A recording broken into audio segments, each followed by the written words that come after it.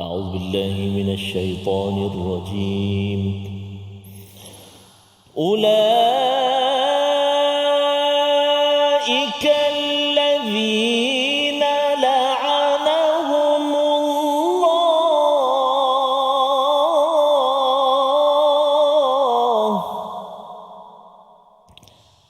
ومن يلعن الله فلن تجد له نصيرا.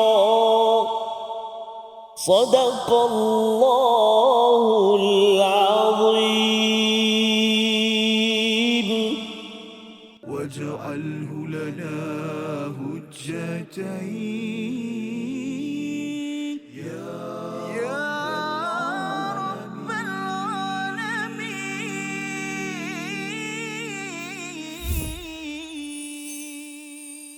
Assalamualaikum warahmatullahi wabarakatuh. Alhamdulillah, thumma alhamdulillah. Wassalatu wassalamu ala Rasulillah wa ala alihi wa sahbihi wa man walah wa ba'd. Allahumma salli ala Sayyidina Muhammadin wa ala ali Sayyidina Muhammad. Apa khabar ayahanda dan bonda, tuan-tuan dan puan-puan, muslimin dan muslimat, penonton yang dikasihi, dirahmati Allah Subhanahu wa taala. Apa khabar sahabat-sahabat di Brunei Darussalam, di Singapura, sahabat-sahabat di Malaysia yang tercinta. Tak lupa kepada sahabat-sahabat yang berada di rumah, ibu ayah sekalian, moga-moga senantiasa sihat, ceria, bahagia bersama dengan Al-Quran. Syukur kita ke hadrat Allah Subhanahu wa taala kerana alhamdulillah hari ini kita masih berpeluang lagi diberi kesempatan oleh Allah Subhanahu wa taala untuk kita meneruskan temu janji kita bersama dengan Al-Quran, mestinya dalam My Quran Time, dan hari ini kita berada di halaman yang baru, halaman yang ke 87, dan alhamdulillah hari ini kita masih lagi bersama dengan Al-Fadil Al-Ustaz Profesor Madya Dr. Ahmad Sanusi bin Azmi, Timbalan Dekan Fakulti Pengajian Quran dan Sunnah USIM Nilai Negeri Sembilan, atau kenal dengan panggilan manjanya Ustaz Senyum Sokmo. Assalamualaikum Prof. Waalaikumsalam warahmatullahi. Sihat ya? Bila pula saya dapat gelaran tu? Saya begitu. Subhanallah. Subhanallah. Sebab betul Senyum Sokmo. Macam tu. Dia begitulah, bila Senyum Sokmo ni orang kata awet muda. Oh, masya-Allah. Subhanallah. Jadi alhamdulillah tu ya. Terima kasih banyak kerana terus bersama dalam My Quran Time. Hari ini kita halaman baru. InsyaAllah halaman baru. Halaman baru muka surat 87. Cuma saya takut mula-mula tu dia dah ada dua kali dah la'anahum dengan yal'ani. Wah. Menarik untuk kita kongsikan tadabbur pada hari ini. Dan hari ini kita nak alu-alukan Prof ya, kehadiran tetamu kita dari kumpulan Yasin dan Marhaban, Bukit Durian, Paya Dalam, Air Molek, Melaka. Assalamualaikum warahmatullahi. Apa khabar? Apa khabar? Alhamdulillah, Masya Allah. Selamat datang ke teratak My Quran Time. Moga-moga dirahmati Allah Subhanahu wa taala. Alhamdulillah. Berbaju songket. Berbaju songket ini Melaka kan? Melaka. Oh, subhanallah. Terima kasih kerana hadir. Tak lupa kepada kumpulan Istiqamah kita yang senantiasa bersama dengan My Quran Time. Selamat datang. Alhamdulillah, selamat datang hari ini. Jadi insyaAllah Prof, saya tak nak dah terlebih ni, saya nak terus kepada yang bahagia Prof untuk memulakan sesi kita pada hari ini. Silakan. Baik, terima kasih Ustaz Tarmizi kita. Alhamdulillahirrabbilalamin. Wassalatu wassalamu ala asyrafil anbiya'i wal mursalin wa ala alihi wa ashabihi ajma'in. Amma ba'd, kita mulakan pengajian kita ringkas dengan doa yang ringkas akan kita bacakan pada hari ini insya-Allah. A'udzubillahi minasyaitonirrajim. Subhanaka la ilma lana illa ma 'allamtana innaka antal alimul hakim. Rabbi zidni ilma. Mudah-mudahan Allah Taala menambah pengetahuan kita pada hari ini. Seperti perbincangan kalau kita pernah lalui yang sebelum daripada ini, kita dah masuk perbincangan mengenai tentang bagaimana Allah Ta'ala mencela golongan Yahudi yang mana mereka adalah golongan yang banyak melakukan kesalahan. dahlah melakukan kesalahan, kemudian mereka menyucikan diri mereka sendiri. Mereka rasakan mereka tak ada buat salah apa-apa pula dah. Kemudian Allah Ta'ala tegur mereka, Allah Ta'ala dedahkan sikap mereka, boleh berpakat pula dengan orang musyrikin. Hari ini masuk bagaimana Allah Ta'ala mendedahkan lagi sebahagian daripada sifat mereka. Allah Ta'ala memulakan, kalau kita baca ayat hari ini, dimulakan dengan laknat daripada Allah Subhanahu Wa Ta'ala kepada mereka. Kemudian ada beberapa sifat mengenai tentang mereka. Sebelum kita masuk perbincangan mengenai tentang ayat yang ke-52 sampai ayat ke-55 ini, mari sama-sama tuan-puan, ibu ayah, hadirin hadirat yang berada dengan kita ini semua, kita perhatikan sinopsis pengajian kita pada hari ini, iaitu bermula daripada ayat yang ke-52, membincangkan mengenai tentang pengingkaran atas dakwaan kaum Yahudi dan celaan ke atas kebakhilan mereka. Manakala ayat yang ke-54 membicarakan mengenai tentang kedengkian kaum Yahudi terhadap kenabian Nabi Muhammad sallallahu alaihi wasallam. Dan ayat yang ke-55 adalah mengenai tentang akibat orang yang hasad dan menghalangi orang daripada jalan Allah Subhanahu wa taala. Jadi kalau kita tengok di sini, sekurang-kurangnya ada dua sifat yang baharu. Kalau sebelum ni Allah Ta'ala sifatkan mereka ni sebagai menghalang, mengubah kalimah Allah, tidak taat kepada Allah, tidak mendengar, mengubah perkataan Allah dan sebagainya. Hari ini ditambah lagi dua sifat golongan Yahudi ini yang melawan Allah dan Rasulnya. Sebelum kita memperincikan keempat-empat ayat, ayat 52 sampai ayat ke-55 kita pada hari ini, insya-Allah kita sama-sama gemakan bacaan Al-Quran kita. Kita sama-sama baca dahulu ayat Quran supaya kita dapat menghayati, bertadabbur dengan ayat yang akan kita bacakan ini. Ayat yang akan dibimbing oleh Ustaz Tarmizi kita. Silakan Ustaz. Baik, terima kasih Al-Fadil Ustaz Prof. Madia Doktor. InsyaAllah kita nak mulakan bacaan kita, ibu ayah dikasihi Allah Subhanahu Wa Taala. Kita nak baca dari ayat yang ke-52 sehingga 54 ke 55, Doktor ya? 55 ya. 55. Kita nak baca daripada 52 sehingga ayat yang ke-55 dan kita nak cuba dengan bacaan murattal Ras, lagu Ras, dia tegas sikit pasal ayat tu la'anahumullah. Kita cuba dengan bacaan murattal Taranum Ras. Taranum apa ibu ayah sekalian? Ras. Subhanallah, masya-Allah. Baik, kita cuba. A'udzubillahi minasyaitonirrajim. Bismillahirrahmanirrahim. Ulaika alladzina la'anahumullah wa man yal'anillahu falan tajid lahu nasira. Am lahum nasibun minal mulki fa idhan la yu'tuna an-nasa naqira. Am lahum nasibun minal mulki fa idhan la yu'tuna an-nasa naqira. Am yahsuduna an-nasa ala ma atahumullahu min fadlih. Faqad atayna ala Ibrahim al-kitab wal-hikmah.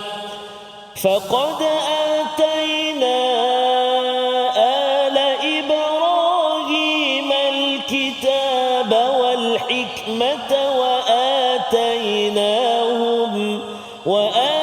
وآتيناهم ملكا عظيما. فمنهم من آمن به ومنهم من صد عنه وكفى بجهنم سعيرا. وكفى بجهنم سعيرا. صدق الله العظيم. Sadaqallahul Azim. Dan pada ayat yang ke-52 Allah Ta'ala berfirman, mereka itulah orang-orang yang dilaknat oleh Allah Dan barang siapa yang dilaknat oleh Allah, niscaya engkau tidak akan mendapat penolong baginya. Ayat ini sebenarnya satu penegasan kepada kita bagaimana Allah Ta'ala mengulangi seperti mana yang disebutkan juga oleh Ustaz Tarmizi kita tadi, bagaimana Allah Ta'ala mengulang perkataan laknat kepada golongan Yahudi ini sebenarnya dah beberapa kali di dalam Al-Quran. Tapi dalam satu ayat kali ini Allah Ta'ala melaknat mereka dan Allah Ta'ala tegaskan golongan yang dilaknat ini tidak akan mendapat bantuan, sama ada bantuan di dunia ini ataupun bantuan nanti pada hari akhirat kelak. Yang ini yang akan membimbangkan kita kerana pada hari akhirat kelak yang akan membantu kita, yang memberikan syafaat kepada diri kita hanyalah Allah Subhanahu Wa Taala. Seperti yang pernah kita bincangkan sebelum daripada ini, perkataan laknat membawa maksud tardu anil rahmah, iaitu kaum yang dijauhkan daripada rahmat Allah Subhanahu Wa Taala. Dalam huraiannya Syekh Tantawi menambah lagi, beliau menyatakan, dia kata ulaika allazina stahwadha alaihimus syaitan. Lebih keras daripada itu, Syekh Tantawi menyatakan golongan Yahudi ini bukan sekadar dia jauh daripada rahmat Allah, bahkan dia telah dikuasai oleh syaitan. Lafaznya istahwaza alaihimus syaitan kerana dia kata fa ayyadul musyrikin. Kerana dalam ayat yang sebelum ni mereka menyokong orang kafir. Mereka menyatakan berhala tu tak jadi masalah. Yu'minuna bil jibti wat taghut. Mereka beriman dengan berhala dan mereka beriman dengan kebatilan. Atas sebab itu Syekh Tantawi menggambarkan mereka bukan sahaja jauh daripada rahmat Allah Ta'ala, bahkan mereka ini juga telah dikuasai oleh syaitan. Istahwaza alaihimus syaitan fa ayyadul musyrikin. Mereka telah menyokong golongan orang-orang musyrik sehinggakan mereka seakan-akan menyokong wal amal wasajadu li asnamihim, seakan-akan mereka telah tunduk kepada berhala orang musyrikin. Inilah dia ancaman yang diberikan dalam ayat yang menunjukkan bagaimana sifat-sifat orang Yahudi ini dipertegaskan di dalam Al-Quran. Sebelum kita lanjutkan lagi perbincangan kita mengenai tentang ayat ini, kita berehat dahulu seketika. My Quran Time, Quran Sadat Infak. واجعله لنا هجتين يا رب العالمين.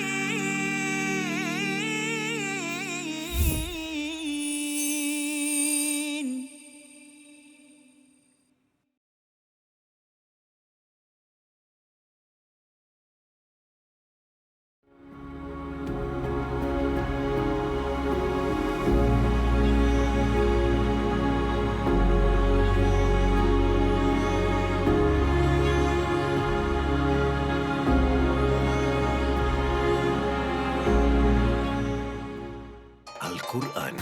Pelajari dan dalami kesempurnaan bacaan mengikut hukumnya. Fahami dan hayati maksudnya. Amalkan dan jadikannya sebagai panduan kehidupan. Bukan hanya kita belajar tadabbur, bahkan kita akan belajar tajwid secara mendalam dan ada segmen hafazan. Saksikan episod baharu My Quran Time 2.0 setiap hari 12.30 hari di TV9 juga di saluran Astro 149. جاهنا وارزقنا تلاوته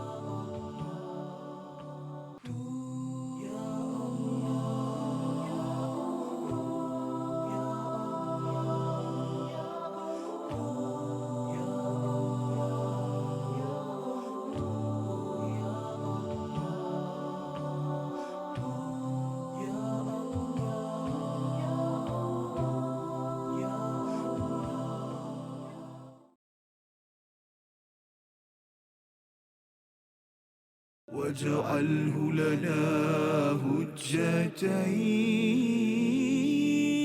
يا رب العالمين.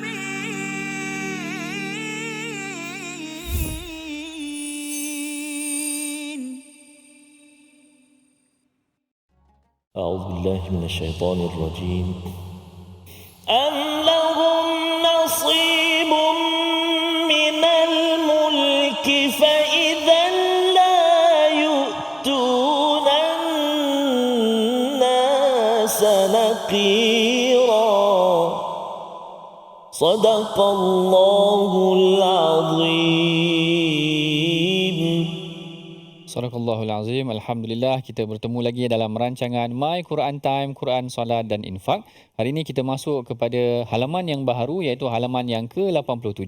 Perbincangan kita pada awal tadi menyentuh mengenai tentang ayat yang ke-52, dan kali ini seperti yang telah dibacakan oleh Ustaz Tarmizi kita, iaitu masuk kepada ayat yang ke-53.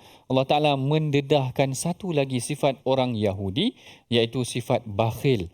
Allah Ta'ala kata, ataukah mereka mempunyai bahagian daripada kerajaan, iaitu kekuasaan, meskipun mereka tidak akan memberi sedikit pun kebaikan kepada manusia, walaupun sedikit.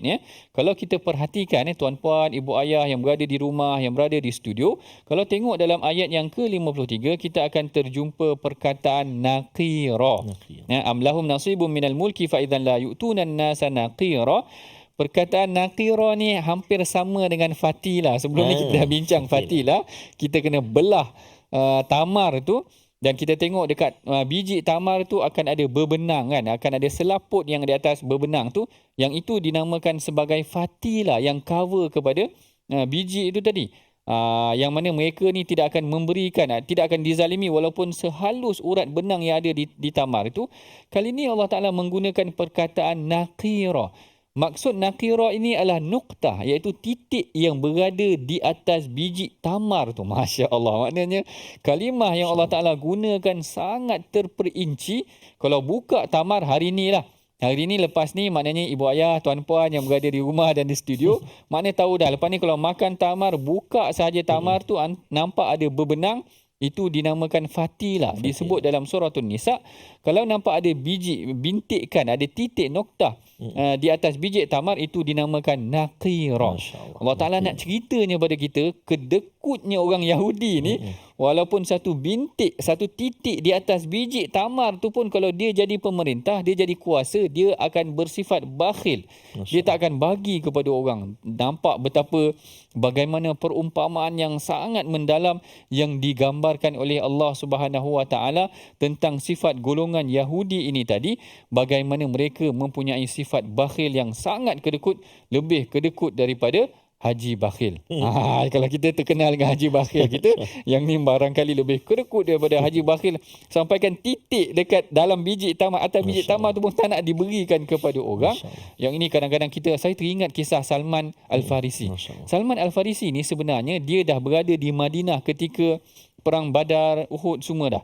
Cumanya dia, kerana dia bekerja dengan seorang Yahudi, jadi dia tidak boleh dibebaskan.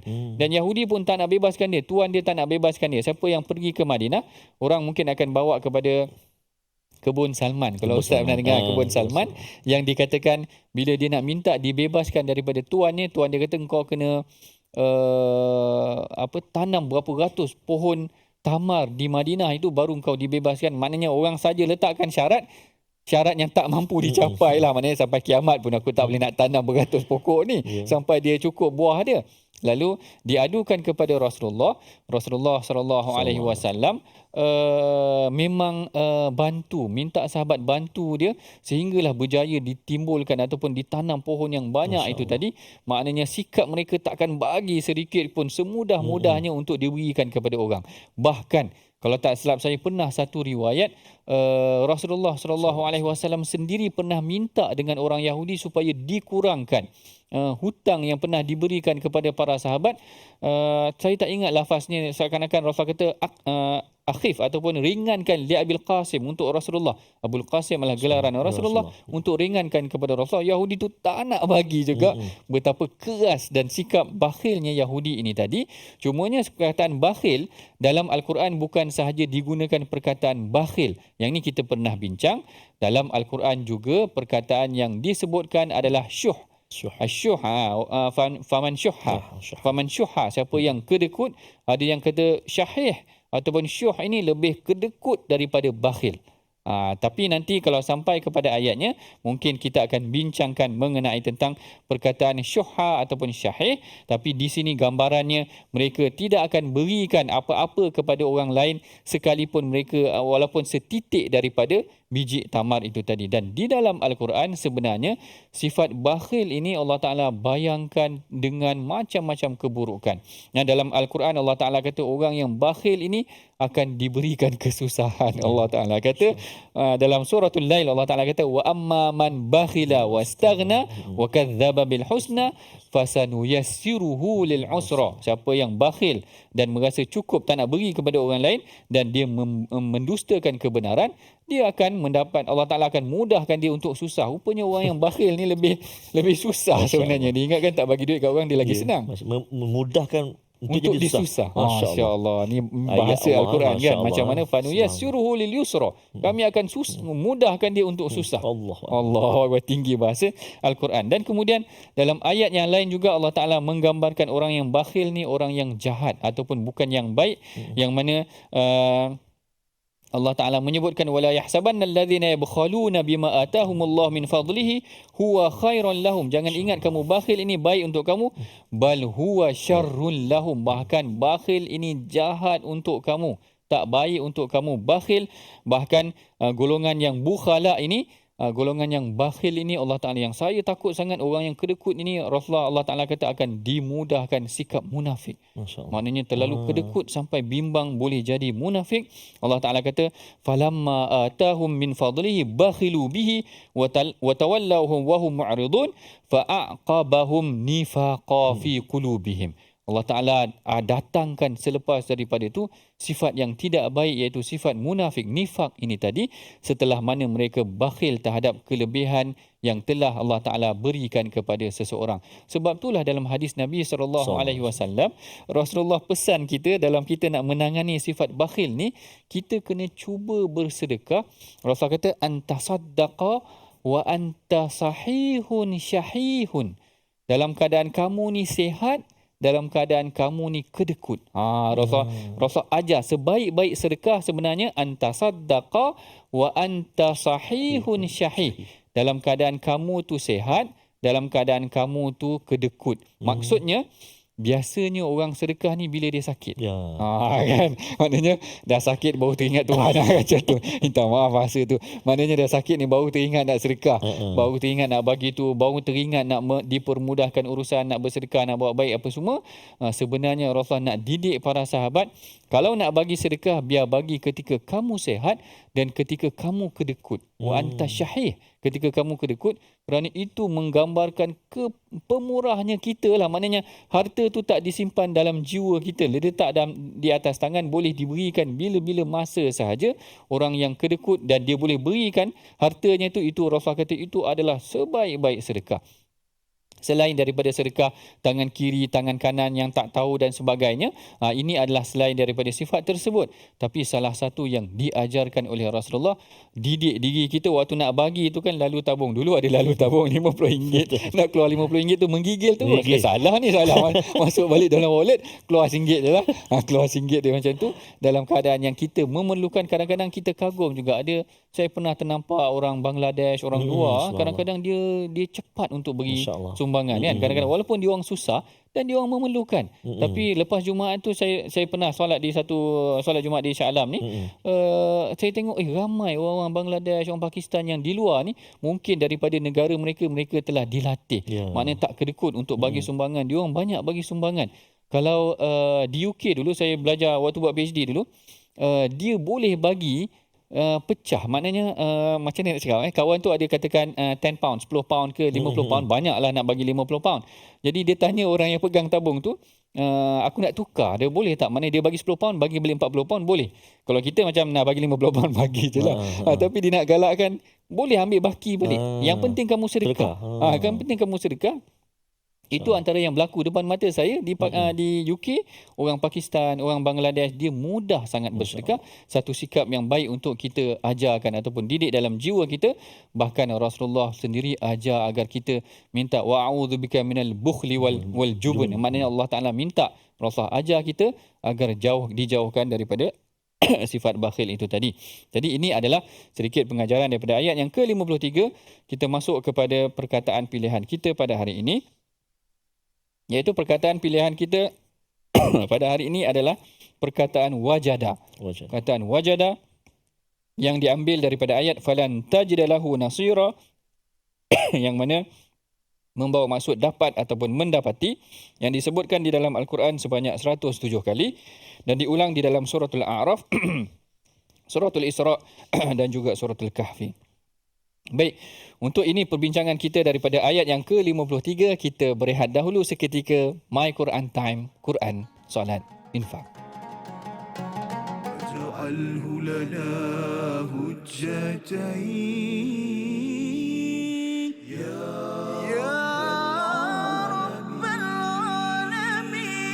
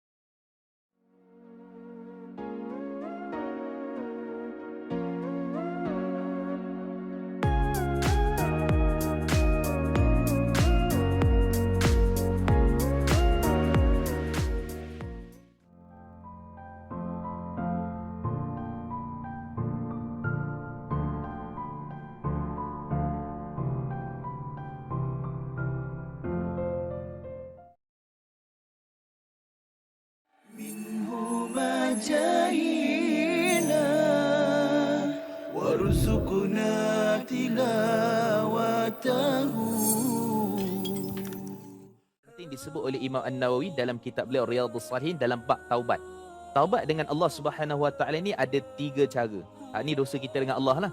Iaitu apa? Yang pertama sekali adalah kita tinggalkan dosa. Yang kedua, kita menyesal sungguh-sungguh, takkan mengulangi. Dan yang keempat, yang ketiga, kita berazam betul-betul takkan repeat ataupun mengulangi balik dosa tu. So, menyesal, tinggal, azam.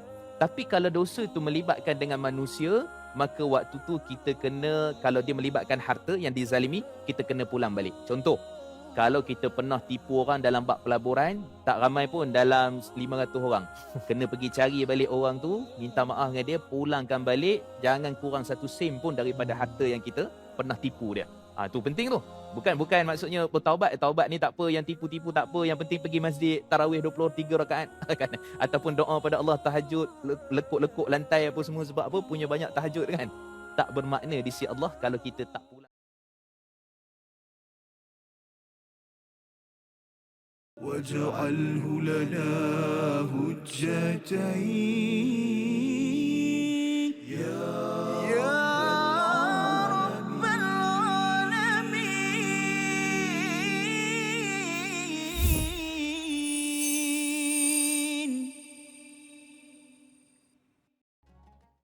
Mana milik kita,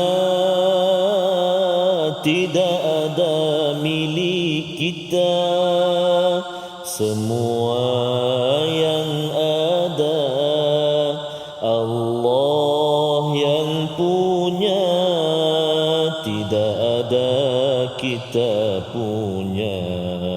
Kita hanya mengusahakan saja apa yang kita dapat, Allah sudah sediakannya. Kita Allah punya, dunia ini ciptaannya, miliklah apa saja, tidak terlepas dari ciptaannya. Miliklah apa saja, tidak terlepas dari ciptaannya. Semua yang ada Allah yang punya. الله ونعم الوكيل فنعم المولى ونعم النصير. Alhamdulillah, tidak ada yang kita punya, semua yang ada adalah milik Allah Subhanahu wa taala. Moga-moga yang kita belajar pada hari ini senantiasa mengingatkan kita supaya kita tidak menjadi dalam kalangan orang-orang yang bakhil, orang-orang yang kedekut. Kerana tadilah kita nasyidkan sedikit tadi, tidak ada yang kita punya, sebenarnya kita diberi pinjam sahaja untuk menguruskannya. Kan, yang kekal itulah yang kita beri, yang kita beri itulah yang akan kekal, dan bahkan nanti bila kita sedar bahawa kita akan rasa alangkah ruginya, aku beri sedikit, kalau aku tahu beri banyak dulu, bagi habis contoh, tapi nasi sudah menjadi bubur nasi air lah. Bubur. Jadi tak boleh nak keraskan balik. Tak boleh dah. Jadi moga-moga Allah SWT terus pupuk hati kita, insya-Allah, dengan ayat-ayat kita belajar hari demi hari. Amin ya rabbal alamin. Jadi ibu ayah yang dikasihi Allah Subhanahu wa taala sekalian, kita nak singgah sekejap ke ruangan ulang kaji tajwid kita, iaitu kita nak melihat ada ayat yang ke-52. Kita nak menjelaskan hukum tajwid dan sebutan kalimah-kalimah dalam ayat yang berikut. Yang pertama, ayat yang ke-52, yang pertama, a'udzubillahi minasyaitonirrajim. Ulaika allazina la'anahumullah. Silakan.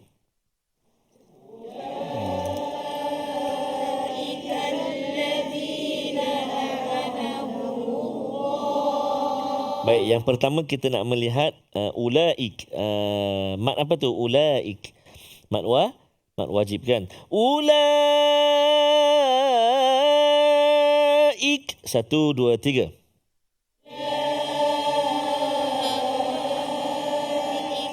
Ya, 4 atau 5 harakat kat situ. Jangan baca pendek, tak boleh pendek.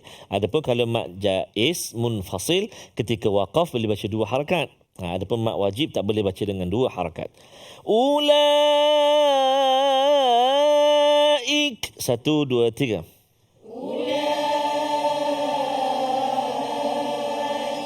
Okey. Kemudian yang kedua, la'anahumullah. Silakan. Iaitulah pada kalimah hati-hati la'anahu dengan huruf ha. Ha dada ke, ha simpul ke, ha bulat ke kan. Ha la'anahu, jangan tertukar dengan ha. La'anahumu, dia baca dengan ha. Jadi kena ha. La'anahumullah. Silakan.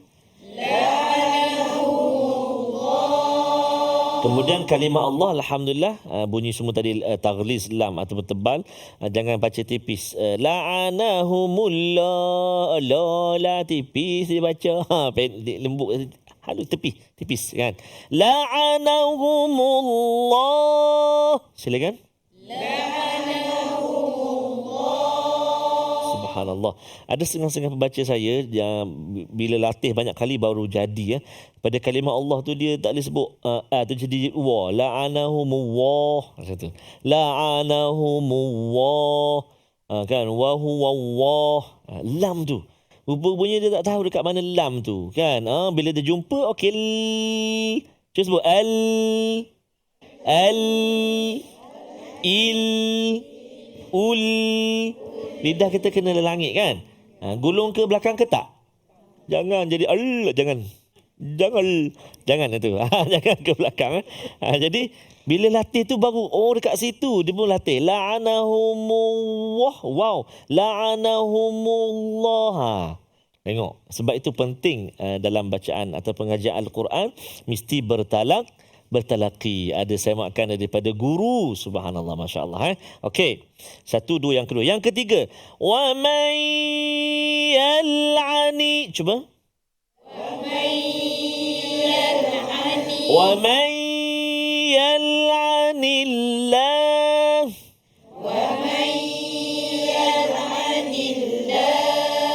Satu, wa may ya, nun mati bertemu dengan ya. Apa nama hukum dia? Ikhfa? Bukan, saya salah tu. Idgham Kami ke ustaz lah dia kata. Idgham ma'al gunnah. Nun mati atau tanwin bertemu dengan 4 huruf. Ya, waw, mim, nun. Bila nun mati atau tanwin bertemu salah satu daripada 4 huruf ini, maka nama dia idgham ma'al gunnah. Masukkan bunyi nun ke dalam ya. Kalau sinilah. Wa may, berserta dengung 2 harakat. Wa may yal'anillah. Cuba.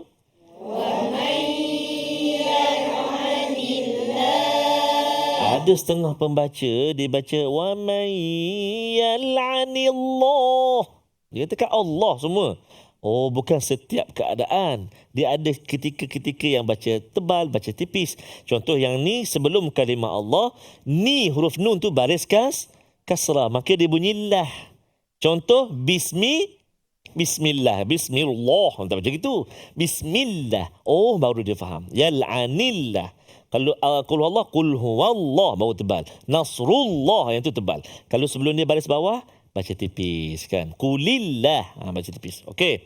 Seterusnya falan tajidalah. Cuba.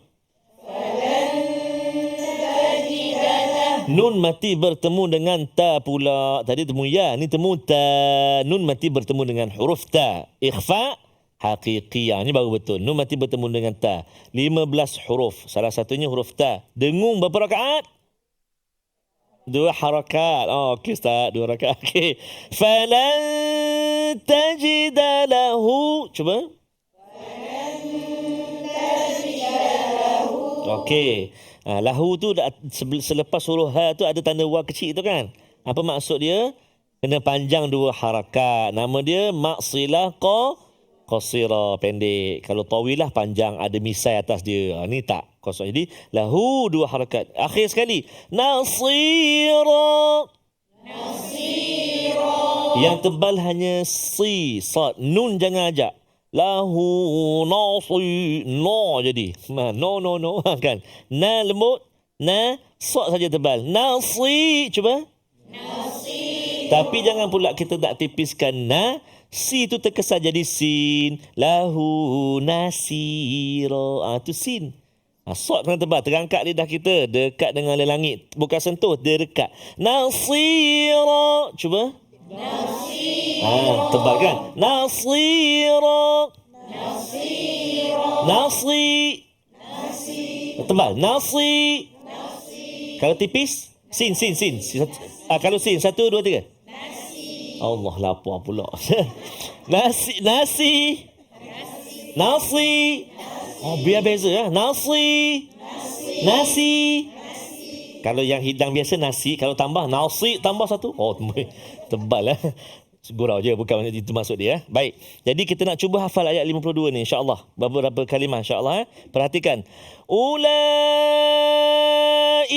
allazina la'anahumullah. Cuba 1, 2, 3. Ulaika allazina la'anahumullah. 4 kalimah saja dulu. Ulaika alladzina la'anahum Allah. Ulaika alladzina la'anahum Allah. 1, 2, 3. Ulaika alladzina la'anahum Allah. Sekali lagi. Ulaika alladzina la'anahum Allah. Ulaika alladzina la'anahum Allah. Baik, cuba ikut ulaika. Jangan tengok Quran. Ulaika alladzina la'anahum Allah. Okey, sekarang kita cuba ulaika alladzina la'anahumullah tanpa tengok Al-Quran. Tengok ke mana? Tengok Prof Madia. 1, 2, 3.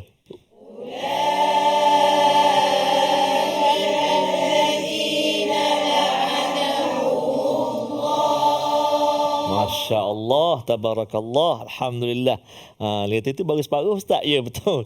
Separuh lagi ni kita nak berehat seketika. Jadi masa rehat tu boleh ulang dan ulang, habiskan ayat yang ke-52 tu insya-Allah tapi jangan ke mana-mana. Kita nak bertemu selepas ini, berehat dahulu seketika, kembali selepas ini dalam My Quran Time, Quran, Salat, Infaq insya-Allah.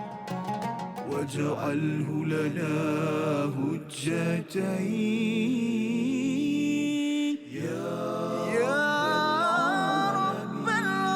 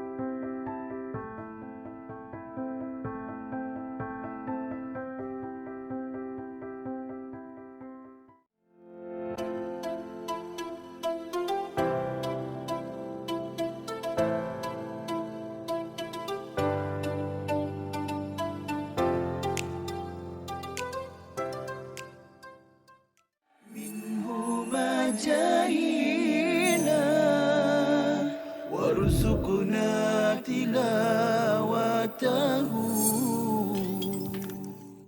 Menceritakan tentang mimpi kan.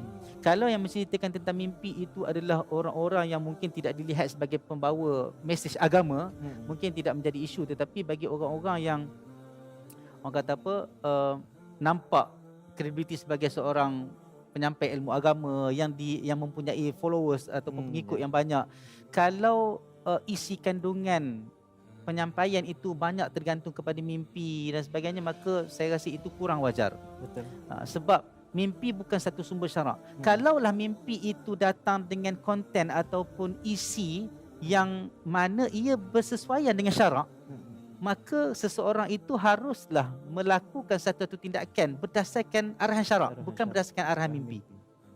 Itu sebab mimpi semua orang boleh claim. Betul. Kalau orang claim kata aku mimpi, saya mimpi ini, Nabi pesan ini dan sebagainya, jadi susah. Agama akan واجعله لنا هجتين يا رب العالمين.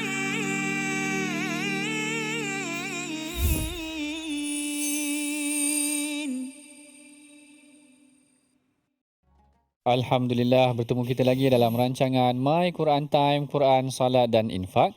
Kita baru sahaja selesai pengajian ulang kaji tajwid kita bersama dengan Ustaz Tarmizi.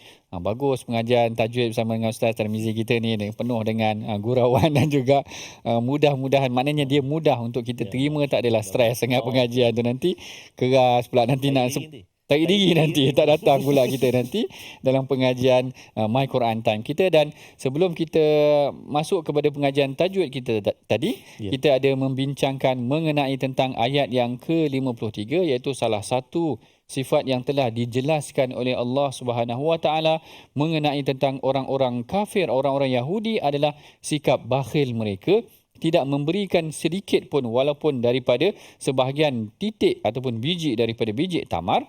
Kemudian dalam ayat yang ke-54, Allah Ta'ala menyebutkan sifat kedua mereka yang lebih berat daripada itu sebenarnya adalah sifat hasad. Allah Ta'ala kata, am yahsudunan nasa ala ma atahumullahu min fadli. Allah Ta'ala kata, ataukah mereka ini dengki kepada manusia? Manusia yang dimaksudkan di sini, kebanyakan ulama menyatakan, Al-Imam Fakhr Razi menyatakan yang dimaksudkan dengan am yahsudunan nas, mereka dengki dengan manusia. Manusia ini ditujukan kepada Rasulullah sallallahu alaihi wasallam, ala ma atahum min fadli, atas apa yang telah diberikan kepada mereka daripada nikmat yang telah dikurniakan kepada Rasulullah sallallahu alaihi wasallam. Jadi di sini macam ada dua kategori nikmat. Satu nikmat, bukan nikmat. Dua kategori sifat yang diceritakan. Yang pertama bakhil dulu Allah Ta'ala cerita. Kemudian sebahagian ulama kata ada sifat yang lebih berat daripada itu, iaitu sifat hasad. Sifat bakhil ini dia datang kerana sifat tamak seseorang. Jadi disebabkan kerana dia tamak, nak kumpul harta, tak nak bagi kepada orang lain, dia simpan, tahan harta dia, jangan bagi pada orang lain. Berbanding dengan sifat hasad, dia lebih berbahaya. Kerana sifat hasad ini, menurut sebahagian ulama, tafsirnya adalah tamanna zawalun ni'mah. Ataupun maksudnya adalah dia berharap, bughdun ni'mah, dia tak suka nikmat tu ada pada seseorang, dan dia berharap nikmat yang ada pada seseorang tu hilang dan dapat kepada dia. Sebagai contoh macam saya dengki ataupun hasad dengan Ustaz Tarmizi. Ustaz Tarmizi ada kereta Ferrari. Allah amin. Amin. Ada kereta Ferrari. Saya zawalun nikmah ni maknanya saya tak suka. Jealous lah, mana dengki dia ada kereta Ferrari, dan saya berharap nikmat tu hilang daripada dia. Maknanya kita berharap benda yang tak elok. Biarlah dia accident. Itu tak nak. Mana biarlah nikmat tu hilang ataupun saya yang dapat nikmat tersebut. Jadi ini yang dikatakan oleh Al-Imam Ibnul Qayyim, dia kata huwa bughdun ni'matullah, dia tak suka nikmat Allah Taala yang dapat daripada orang lain, wa tamanna zawaluha, dan dia berharap nikmat tu hilang daripada orang lain. Yang ni muhasabah buat diri kita, ada tak kalau kita tengok nikmat pada orang lain, kita rasa minta-minta lah dia ni rumah dia terbakar, katakan kalau dia ada rumah banglo, jahat sangat macam tu ataupun kalau dia ada kereta, habislah kereta dia kena cala ke apa ke. Ada tak kalau kita ada? Sebenarnya itu adalah sifat hasad yang tercela juga, kerana kita berharap agar nikmat tersebut hilang daripada orang lain. Yang lebih berat lagi, kategori yang kedua, bukan saja kita harap nikmat tu hilang daripada dia, nikmat tu berpindah kepada kita, biar kita yang dapat. Jadi beza dengan bakhil tu tadi, bakhil ni dia tak kacau sangat orang lain. Bukanlah tak kacau, maknanya dia tak memberi manfaat banyak kepada orang lain, dia tahan harta dia kerana dia tamak. Tetapi hasad dah mula kacau benda orang lain. Maknanya dia berharap harta orang tu hilang, kenabian orang tu hilang, apa yang diberikan oleh nikmat pada orang itu hilang, kebahagiaan orang itu hilang. Kan kebahagiaan dia tengok suami isteri sonok sahaja dalam Facebook, dia kata minta-mintalah dia orang ni bercerai. Katakan macam tu kan. Ada orang yang bersifat sedemikian. Ini sebenarnya sifat yang Allah Taala ceritakan dalam Al-Quran secara berperingkat. Bakhil dahulu, kemudian tiba-tiba dia mula merasa hasad, dan sifat hasad ni sehingga ada dalam satu surah secara spesifik. Allah Taala minta kita berlindung daripada orang yang hasad. Yang mana Allah Ta'ala sebutkan, sebab tu kita digalakkan baca juga surah Al-Falaq kan, Qul a'udzu birabbil falaq min syarri ma khalaq wa min syarri ghasiqin idza waqab wa min syarri nafathati fil 'uqad wa min syarri hasidin idza hasad. Allah Ta'ala spesifikkan dalam sebutan ayat Al-Quran suratul Falaq, memang minta lindung daripada orang yang dengki dengan kita. Kalau kita letak gambar dalam Facebook, letak dalam gambar dalam Instagram, kita bimbang mata-mata hasad ini. Kadang-kadang dalam Al-Quran ada cerita punca kemasukan hasad ni mula dengan mata. Mata dia tak boleh nak tengok nikmat orang lain. Dia tak boleh tengok orang senyum. Dia rasa dia rasa marah dengan orang senyum. Ini salah satu tanda-tanda bahaya tuan-puan. Jangan sampai penyakit hasad ini terkena kepada diri kita kerana kita bimbang. Punca hasad adalah kerana tak suka nikmat orang lain. Berbanding dengan punca bakhil tu tadi kerana dia kerekut untuk diri dia. Punca hasad dah mula tengok benda orang lain dan berharap agar harta orang lain tu hilang daripada dia. Sebab itulah kalau kita tengok antara dosa terawal juga adalah kerana sifat dengki, hasad itu tadi. Bagaimana iblis dihalau daripada syurga kerana sifat hasad dia kepada Nabi Adam. Dia tidak mahu Nabi Adam ini dilantik menjadi Nabi. Turun pula kepada muka bumi yang menjadi punca pertumpahan darah. Watlu alaihim naba abnai Adam bil haq iz qarraba qurbanan. Maknanya mereka ini salah seorang daripada mereka lah. Maknanya antara Qabil dan Habil ini salah seorang daripada mereka tak boleh tengok ataupun kawan dia, adik-beradik dia sendiri, sebenarnya kembar dia dapat wanita ataupun kembar yang lebih cantik daripada dia. Dia rasa dengki dengan perkara tersebut yang akhirnya berlakunya pertumpahan darah. Berlaku juga dalam keluarga Nabi, iaitu Nabi Yusuf. Maknanya adik-beradiknya rasa tak selesa, dengki ataupun cemburu ataupun sifat hasad ni mungkin ada yang akhirnya menyebabkan mereka bertindak sesuatu tindakan yang luar biasa, yang mana kita tengok sifat ataupun kesan sifat hasad ni sangat berat. Oleh itu tuan-puan, tak heran bagaimana kaum Yahudi ini boleh pakat dengan orang kafir untuk bunuh Rasulullah. Kita dah cerita sebelum ni bagaimana mereka pernah berpakat untuk jatuhkan batu ke atas kepala Rasulullah. Kisah ketika Rasulullah dengan Bani Nadir. Kita dah tengok macam-macam rancangan mereka, dan pengajaran tadaburnya buat kita, jangan sifat hasad ada dengan kita. Dengan sifat hasad kadang-kadang kita boleh melakukan tindakan yang kita sendiri tak jangka sebenarnya, tuan-puan. Sebab itulah Allah Ta'ala minta kita, Rasulullah SAW minta kita berlindung daripada sifat hasad sebenarnya. Dalam doa pun sebenarnya ada disebutkan, dalam ayat Al-Quran kita diajar agar berlindung daripada sifat hasad. Kerana am yahsudunan nas ala ma atahumullah min fadli, atau apakah mereka dengki kepada manusia kerana kurniaan yang telah diberikan kepada Allah oleh kepadanya.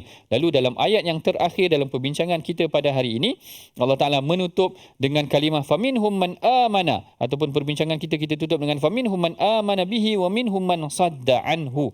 Dalam ayat yang ke-55 Allah Ta'ala kata, maka ada di antara mereka yang dengki itu, ada yang beriman dan ada juga yang menghalang, ada pula yang menghalang kepadanya. Cukuplah bagi mereka neraka jahanam. Allah Ta'ala bagi amaran, Allah Ta'ala bagi ancaman. Kalaulah bukan saja mereka ni kedekut, tak nak tolong Rasulullah, tak nak bantu Rasulullah, bahkan mereka hasad untuk menganiaya Rasulullah, Allah Ta'ala bagi ancaman, cukuplah bagi mereka itu neraka jahanam. Maknanya orang yang tidak membantu dakwah Islam, orang yang dengki dengan perkembangan dakwah Islam, mereka sebenarnya menempah tempat mereka di neraka jahanam. Inilah sekurang-kurangnya pengajaran yang kita perolehi daripada 4 ayat dalam pengajian kita pada hari ini. Kita sama-sama amalkan apa yang boleh kita amalkan daripada ayat tersebut.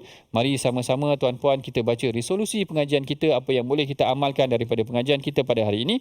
Yang pertama, kita hendaklah jauhi bersikap berdusta dan kedekut untuk ajak kebaikan. Jangan kedekut untuk ajak kebaikan. Yang keduanya, jauhi sikap dengki yang boleh menghapuskan segala amalan kebaikan. Amalan dengki boleh menghapuskan amalan kebaikan. Dan yang ketiganya, cakna dengan tipu daya manusia yang ingin menyesatkan kita. Inilah dia 3 resolusi pengajian kita pada hari ini. Mudah-mudahan Allah Ta'ala merahmati pengajian kita dan majlis ilmu kita. Kita akhiri pengajian kita dengan bacaan doa yang akan dibimbing oleh Ustaz Tarmizi kita. Silakan Ustaz. Terima kasih Al-Fadhil Prof. Dr. A'udzubillahi minasyaitanirrajim. Bismillahirrahmanirrahim. Alhamdulillahi Rabbil Alamin. Wassalatu wassalamu ala ashrafil anbiya'i wal mursalin. Wa ala alihi wa sahbihi ajma'in. Allahumma ya Allah wa ya Rahman wa ya Rahim, ampunilah dosa-dosa kami ya Allah. Ampunilah dosa-dosa ibu ayah kami, ibu ayah mertua kami, muslimin muslimat, mukminin dan mukminat bi rahmatika ya arhamar rahimin. Ya Allah ya Tuhan kami, jauhilah kami daripada bersifat dengan sifat bakhil ya Allah. Akan tetapi ya Allah, suburkanlah hati kami dengan sifat yang penuh dengan kemurahan ya Allah. Suka berinfak pada jalanmu ya Allah, suka bersedekah ya arhamar rahimin. Jauhilah kami ya Allah dengan sifat hasad dengki ya Allah. Akan tetapi hiasilah kami dengan sifat-sifat mahmudah yang terpuji ya arhamar rahimin. Wa sallallahu ala sayyidina Muhammad wa ala alihi wa sahbihi wa baraka wa sallam, walhamdulillahi rabbil alamin. Taqabbalallah minkum minna minkum taqabbal ya karim. Moga-moga Allah Subhanahu wa taala perkenankan doa yang kita panjatkan, dan moga-moga Allah Subhanahu wa taala senantiasa menghidupkan amalan ataupun sifat bersedekah, infak, wakaf dalam kehidupan kita, kerana setiap hari kita disebut dan diingatkan dan dipujuk untuk bersedekah, berinfak, berwakaf. Antaranya kita sama-sama bergabung dalam tabung gerakan Al-Quran untuk kita hidupkan ataupun kita lahirkan generasi Al-Quran. Boleh menyumbang ke akaun yang tertera ataupun boleh imbas kod yang disediakan.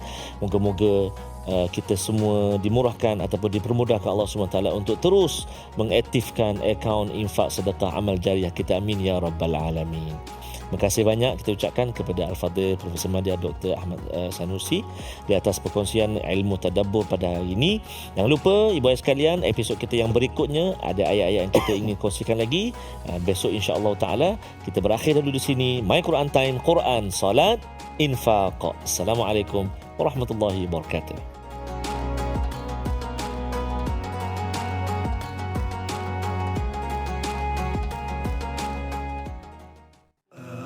آناء الليل وأطراف النهار واجعله لنا هجتين